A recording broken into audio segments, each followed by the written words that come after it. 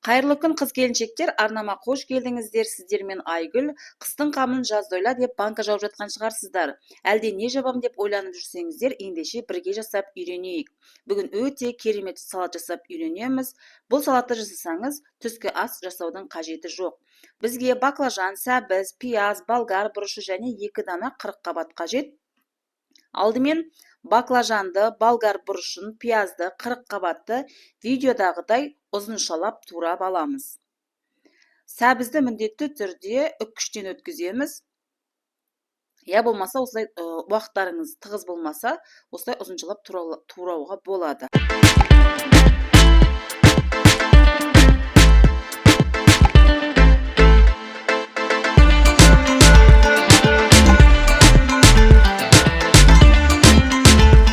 Баклажанның ашты дәмі шықпас үшін үстіне 2 ас қасық тұзды салып, баклажанның барлығы бататындай етіп су құйып 30 минутқа қойып қоямыз.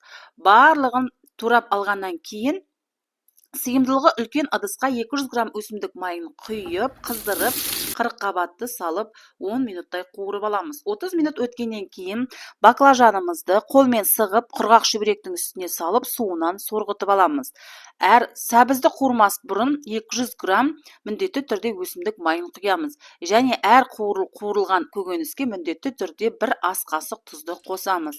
Келесі 200 грамм майымызды құйып, болгар бұрышын қуырып аламыз. Оны да 10 минуттай қуырып, әрқайсысын әр ыдысқа салып, жеке-жеке салып, суытамыз.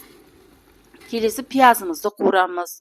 Одан кейін видеодағыдай баклажанымызды қуырып аламыз. Жуылып тазаланған банкаға ең алдымен қырыққабатты, одан кейін сәбізді, болгар бұрышын, пиязды тура осы видеодағыдай рет-ретімен 2-3 қасықтан салып нығыздап отырамыз. Болгар бұрышынан кейін пиязымызды салып, жақсылап нығыздап, бетіне қақпақтарын жауып, банкамыздың 80% бататындай су, сыйымдылығы үлкен ыдысқа су құйып, қайнатамыз.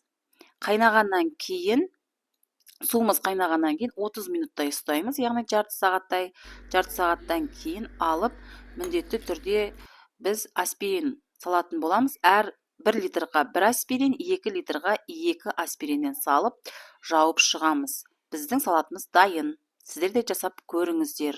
Өте дәмді,